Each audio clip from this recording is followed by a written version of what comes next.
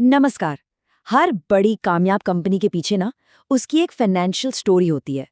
आज हम यही समझने की कोशिश करेंगे कि ये कहानी लिखी कैसे जाती है और कैसे साल भर के हजारों ट्रांजैक्शंस को एक सिंपल से नतीजे में बदला जाता है। तो सवाल ये उठता है, एक बिजनेस इतने सारे स्कैटर्ड ट्रांजैक्शंस के जाल को प्रॉफिट या लॉस की एक सीधी सादी स्टोरी में आखिर बदलता कैसे है? और इसका जवाब मिलता है हमें अकाउंटिंग में। ये एक बहुत ही सिस्टमैटिक प्रोसेस है। तो चलिए शुरू करते हैं फाइनेंशियल स्टार्टिंग लाइन से। देखते हैं कि ये जो रोज का केओस है इसे कैप्चर कैसे किया जाता है। इसे आसान बनाने के लिए चलिए एक उदाहरण लेते हैं। एक नई स्टार्टअप कंपनी है smart tech solutions private limited. हम इसके सफर को फॉलो करेंगे।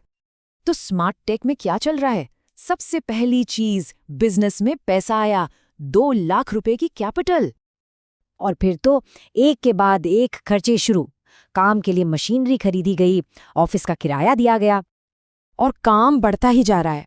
कहीं कैश पर माल बेचा तो कहीं क्रेडिट पर सप्लाईज खरीद ली। सुनने में सब कुछ काफी मेसी लग रहा है ना? तो अब वक्त है इस केओस को ऑर्डर में लाने का। यहाँ से रिकॉर्डिंग और ऑर्गेनाइजिंग का असली काम शुरू होता है। ये सब होता है एक प्रोसेस के जरिए, जिसे कहते हैं अकाउंटिंग साइकिल।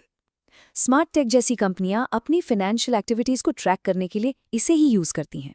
इसमें ट्रांजैक्शंस को रिकॉर्ड करने से लेकर आखिर में परफॉर्मेंस एनालाइज करने तक सब कुछ शामिल है। ये एक पूरा का पूरा रोड मैप है, शुरू से लेकर आखिर तक। तो इस साइकिल का पहला स्टेप क्या है? हर एक ट्रांजैक्शन को रिकॉर्ड करना। जैसे कि नगद में मशीनरी खरीदी, इसकी एक अलग एंट्री होगी। एक भी चीज छूटनी नहीं चाहिए। जरा इस जर्नल एंट्री को देखिए, कितना ऑर्गेनाइज्ड है ना। हर एंट्री के 2 साइड होते हैं, डेबिट और क्रेडिट। यहाँ मशीनरी, जो कि एक एसेट है, वो बिजनेस में आ रही है तो उसे डेबिट किया गया। और कैश, जो वो भी एक एसेट है, वो बिजनेस से जा रहा है तो उसे क्रेडिट किया गया। चलिए अब आगे बढ़ते हैं द ग्रेट बैलेंसिंग एक्ट पर। अब बात होगी एक्यूरेसी की। पर यहाँ एक सवाल खड़ा होता है, जब हजारों ऐसी एंट्रीज हो जाएं, तो ये कैसे पता चलेगा कि सारा डेटा बिल्कुल सही है, कोई गलती तो नहीं हुई? इसका जवाब है ट्रायल बैलेंस।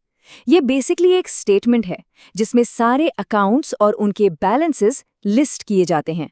और इसका मकसद सिर्फ एक है, ये चेक करना कि टोटल डेबिट्स टोटल क्रेडिट्स के बराबर हैं या नहीं। और ये है वो मोमेंट ऑफ ट्रूथ।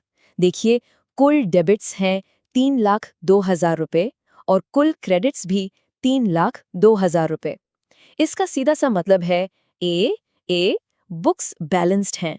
ये अकाउंटिंग में एक बहुत सैटिस्फाइंग मोमेंट होता है। तो एक बार बुक्स बैलेंस हो गई तो कंपनी तैयार है अपनी फाइनल स्टोरी लिखने के लिए।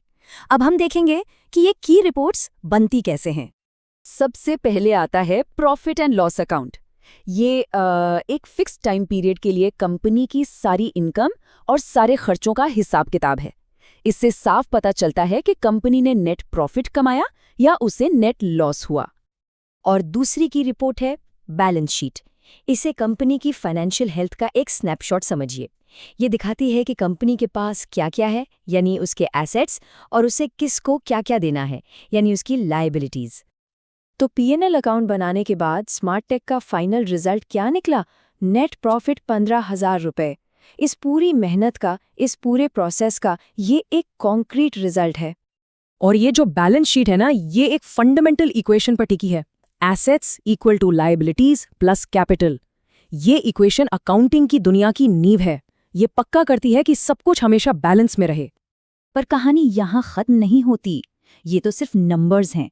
असली खेल तो तब शुरू होता है जब इन नंबर्स से बड़े-बड़े फैसले लिए जाते हैं। ये रिपोर्ट्स स्मार्ट टेक को कुछ बहुत जरूरी सवालों के जवाब देती हैं, जैसे कि हम प्रॉफिट कितना कमा रहे हैं, क्या हम अपने बिल्स टाइम पर चुका सकते हैं, क्या हम अपने एसेट्स का ठीक से इस्तेमाल कर रहे हैं।